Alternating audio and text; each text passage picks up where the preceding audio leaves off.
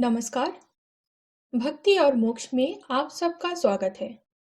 आज के वीडियो में मैं आप सबको पुत्रदा एकादशी करने के क्या फायदे हैं और इसकी महिमा क्या है वो बताऊंगी, जो स्वयं भगवान श्री कृष्ण ने युधिष्ठिर को बताया था और जिसका वर्णन ब्रह्मांड पुराण में मिलता है। और जो भक्त इस एकादशी का पालन कर रहे हैं उनके लिए ये व्रत कथा सुनना अत्यंत आवश्यक है। इसीलिए आप सबको रिक्वेस्ट है कि ये वीडियो पूरा देखें, स्किप ना करें। वीडियो शुरू करने से पहले आप सबसे निवेदन है कि मेरे चैनल में आप अगर नए हैं तो सब्सक्राइब कर देना ना भूलें। चलिए शुरुआत करते हैं आज के वीडियो की। पौष पुत्रदा एकादशी व्रत कथा। युधिष्ठिर बोले, श्री कृष्ण, आपने शुभकारिणी सफला एकादशी का वर्णन किया।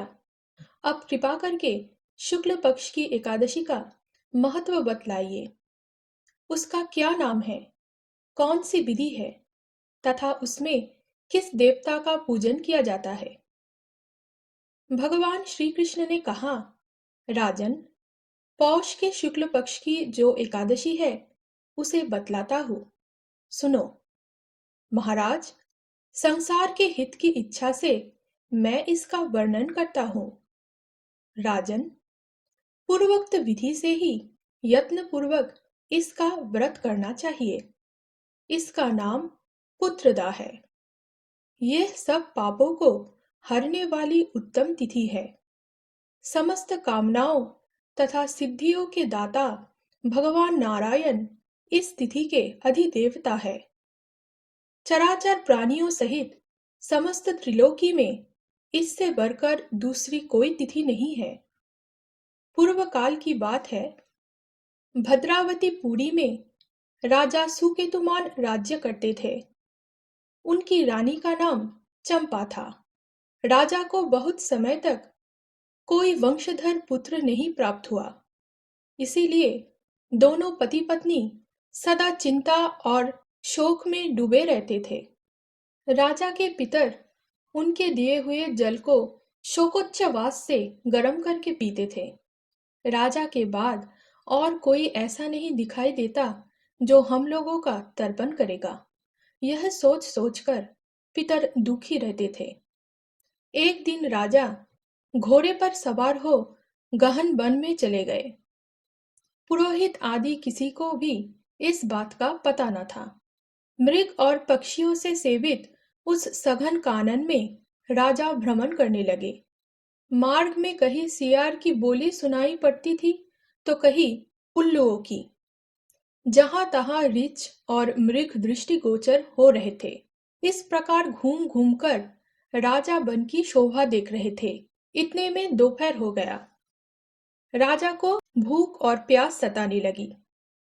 वे जल की खोज में इधर उधर दौड़ने लगे। किसी पुण्य के प्रभाव से उन्हें एक उत्तम सरोवर दिखाई दिया, जिसके समीप मुनियों के बहुत से आश्रम थे।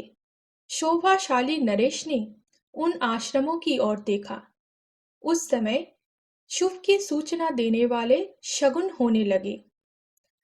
राजा का दाहिना नेत्र और दाहिना हाथ फरकने लगा, जो उत्तम फल की सूचना दे रहा था। सरोवर के तट पर बहुत से मुनि वेद पाठ कर रहे थे। उन्हें देखकर राजा को बड़ा हर्ष हुआ। वे घोड़े से उतरकर मुनियों के सामने खड़े हो गए और पृथक पृथक उन सबकी वंदना करने लगे। वे मुनि उत्तम व्रत का पालन करने वाले थे। जब राजा ने हाथ जोड़कर बारंबार दंडवत किया, तब मुनि बोले, राजन, हम लोग तुम पर प्रसन्न हैं। राजा बोले, आप लोग कौन हैं? आपके नाम क्या है? तथा आप लोग किस लिए यहाँ एकत्रित हुए हैं? ये सब सच सच बताइए। मुनि बोले, राजन, हम लोग विश्वदेव हैं। यहाँ स्नान के लिए आए हैं। माघ निकट आया है। आज से 5वें दिन माघ का स्नान आरंभ हो जाएगा। आज ही पुत्रदा नाम की एकादशी है, जो व्रत करने वाले मनुष्य को पुत्र देती है। राजा ने कहा, विश्वदेवगण, यदि आप लोग प्रसन्न हैं तो मुझे पुत्र दीजिए। मुनि बोले, राजन, आज के ही दिन पुत्रदा नाम की एकादशी है। इसका व्रत बहुत विख्यात है। तुम आज इस उत्तम व्रत का पालन करो। महाराज, भगवान केशव के प्रसाद से तुम्हें अवश्य पुत्र प्राप्त होगा। भगवान श्री कृष्ण कहते हैं, युधिष्ठिर, इस प्रकार उन मुनियों के कहने से राजा ने उत्तम व्रत का पालन किया। महर्षियों के उपदेश के अनुसार विधि पूर्वक पुत्रदा एकादशी का अनुष्ठान किया। फिर द्वादशी को पारण करके मुनियों के चरणों में बारंबार मस्तक झुकाकर राजा अपने घर आए। तदनंतर रानी ने गर्भ धारण किया। प्रसव काल आने पर पुण्यकर्मा राजा को तेजस्वी पुत्र प्राप्त हुआ, जिसने अपने गुणों से पिता को संतुष्ट कर दिया। वह प्रजाओं का पालक हुआ। इसलिए राजन, पुत्रदा का उत्तम व्रत अवश्य करना चाहिए। मैंने लोगों के हित के लिए तुम्हारे सामने इसका वर्णन किया है। जो मनुष्य एकाग्र चित्त होकर पुत्रदा का व्रत करते हैं, वे इस लोक में पुत्र पाकर मृत्यु के पश्चात स्वर्गगामी होते हैं।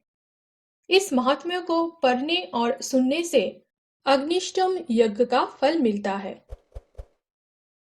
अथा पौष पुत्रदा एकादशी व्रत कथा समाप्त। आज के लिए बस इतना ही। आशा करती हूँ आज का वीडियो आप सबको पसंद आया होगा। आप सबसे अनुरोध है कि इस वीडियो को लाइक कर दें और मेरे चैनल को सब्सक्राइब करना ना भूलें।